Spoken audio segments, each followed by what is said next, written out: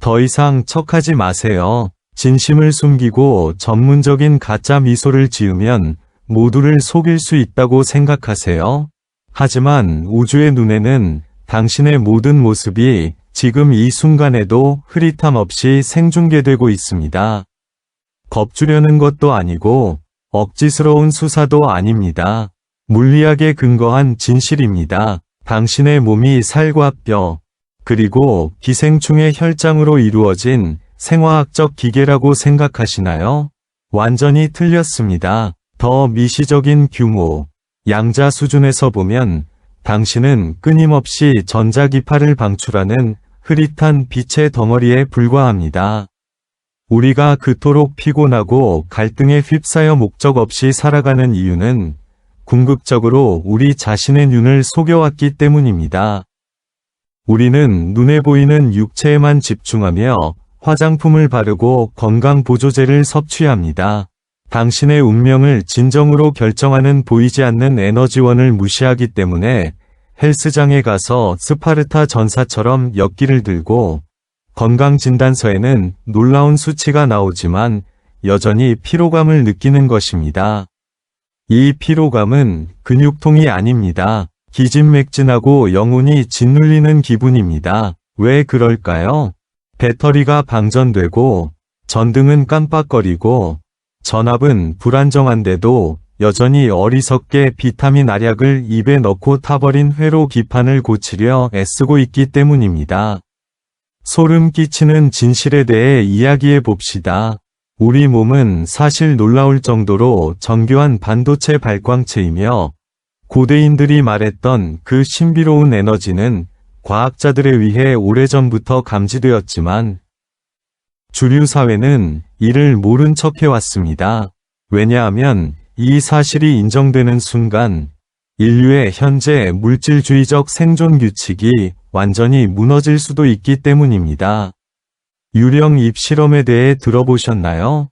이 이야기는 마치 공포 영화처럼 들립니다. 지난 세기에 소련 과학자 세면과 그의 아내가 우연히 발견했습니다.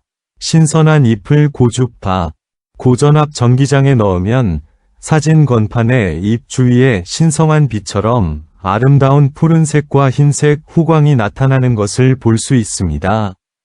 하지만 이게 전부가 아닙니다. 가장 소름 끼치는 부분은 연구원들이 메스를 들고 잎의 3분의 1을 잘라내 쓰레기통에 버린 다음 남은 조각들을 다시 전기장 안에 넣어 사진을 찍었다는 것입니다. 논리적으로 생각해 보세요. 잎의 일부가 없어졌으니 사진 속 빛과 그림자도 없어져야 하지 않을까요? 아주 기본적인 논리입니다. 하지만 결과가 나왔을 때 흰 가운을 입은 과학자들은 모두 침묵했습니다. 사진 속 잎은 온전한 모습이었습니다. 물리적인 세계에서는 더 이상 존재하지 않는 잘린 부분에서도 여전히 선명하고 완전한 에너지장이 빛나고 있었습니다. 잎의 윤곽선과 심지어 인맥까지도 그대로 남아 있었습니다. 이것은 무엇을 의미할까요? 육체는 단지 환상, 즉 에너지장으로 채워진 틀일지도 모른다는 것을 의미합니다. 육체가 사라져도 그 에너지 틀은 여전히 그곳에 떠다니는데 고대인들이 영혼이라고 불렀던 것이 바로 그것입니다. 식물이 이렇다면 당신은 어떨까요? 당신이 그토록 자랑스러워하는 이 몸은 어쩌면 당신 영혼을 위한 일회용 우비일지도 모릅니다. 당신은 매일 밤 이 우비에 구멍이 났는지 진흙이 묻었는지 걱정하지만 그 안에 있는 벌거벗은 채 차가운 바람에 떨고 있는 사람에 대해서는 생각해 본 적이 없을 겁니다. 제가 외모는 마음을 반영한다 라고 말하는 이유가 바로 이것입니다. 이는 단순한 도덕적 조언이 아니라 홀로그램 생물학의 근본적인 논리입니다. 당신의 얼굴은 당신의 에너지장을 보여주는 것입니다. 독일의 생물리학자 프리츠 보글은 꽤나 냉혹한 사람이었습니다. 그는 생명체의 DNA가 단순히 유전 정보 저장소가 아니라 본질적으로 광자 저장 장치라는 것을 발견했습니다.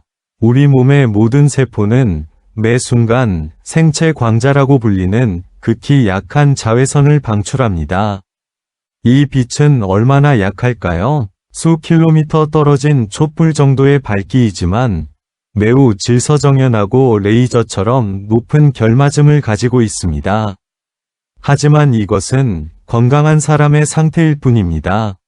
포퍼는 사람이 불안하거나 화가 나거나 아플 때 몸에서 방출되는 빛이 변한다는 사실을 발견했습니다. 원래 레이저처럼 질서정연했던 빗줄기가 어지럽고 흐릿한 손전등 불빛처럼 변하거나 마치 타버리기 직전의 필라멘트처럼 희미하고 탁해집니다. 이는 오랫동안 많은 사람들을 당혹스럽게 했던 미스터리를 설명해 줍니다. 왜 어떤 사람들은 첫눈에 거슬리는 걸까요? 그들은 당신에게 아무런 잘못도 하지 않았고 특별히 못생긴 것도 아닌데 그저 그들의 존재만으로도 억압당하고 숨이 막히는 듯한 느낌이 들고 도망치고 싶어집니다. 예전에는 이것이 편견 때문이라고 생각했지만 이제 그 미스터리는 풀렸습니다. 그들의 생체 광자가 혼란스럽고 에너지장이 잡음으로 가득 차 있으며 주변에 조용히 감정적인 에너지를 방출하기 때문입니다.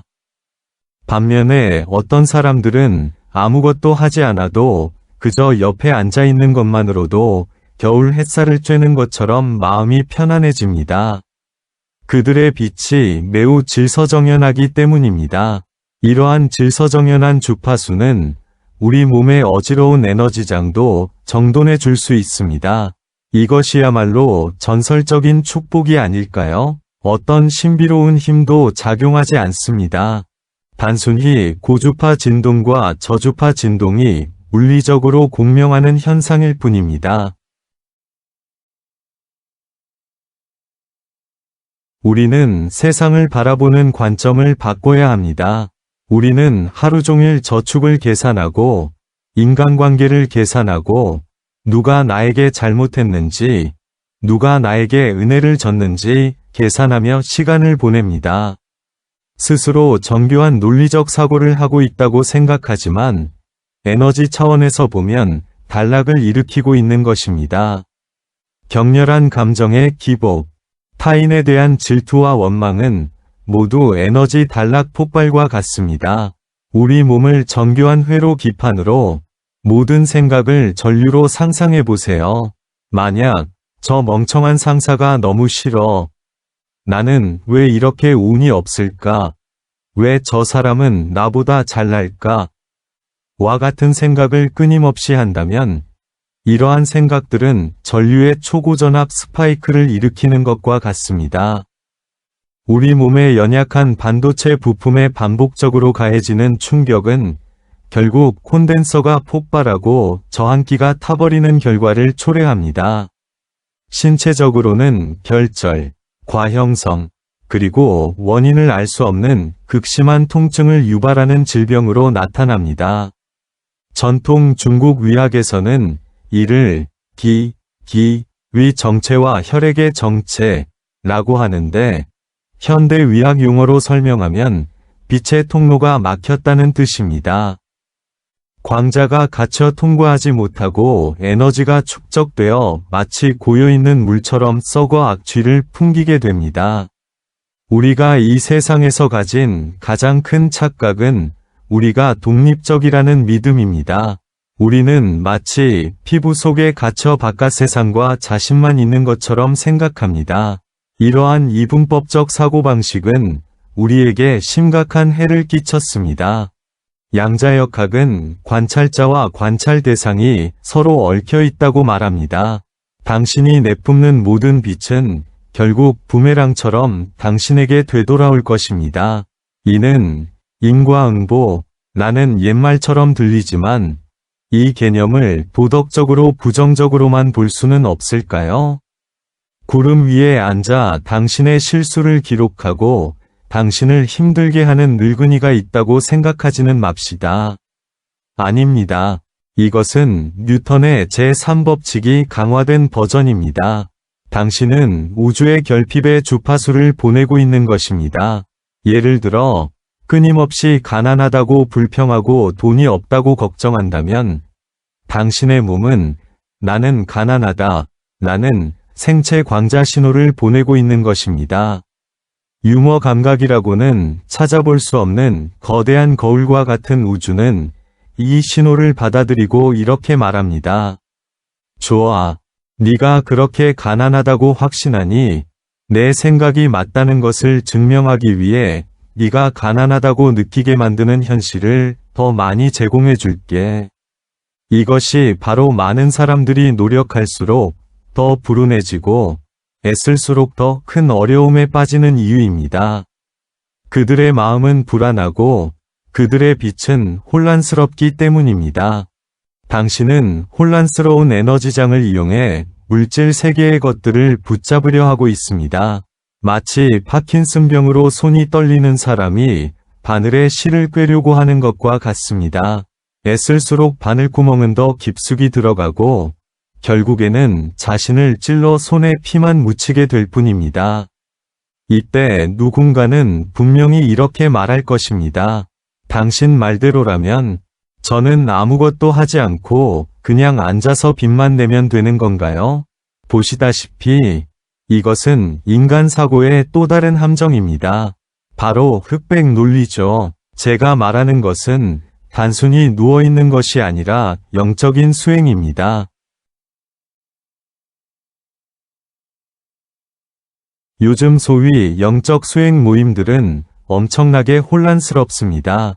많은 사람들이 명상을 가르치거나 심지어는 엄청난 돈을 들여 제3의 눈을 뜨게 해준다고 합니다. 솔직히 말해서 자기 자신의 감정조차 제어하지 못하는데 무슨 제3의 눈을 이야기하는 겁니까? 설령 제어한다고 해도 그저 백내장에 불과할 겁니다. 진정한 해결책은 어디에 있을까요? 그것은 무작위로 바깥으로 향하는 스포트라이트를 안으로 돌리는 것입니다. 장자는 이미 빈 방은 밝다 라고 완벽하게 묘사했습니다. 마음이 비어 있고 산만한 생각과 욕망이 없을 때 방은 자연스럽게 밝아집니다. 이것은 비유가 아니라 물리적인 설명입니다. 극도로 집중하고 평온한 상태에 있을 때 뇌파는 알파파나 베타파 대역으로 들어갑니다. 신체의 생체광자 방출량은 감소하지만 결맞음은 극적으로 증가합니다.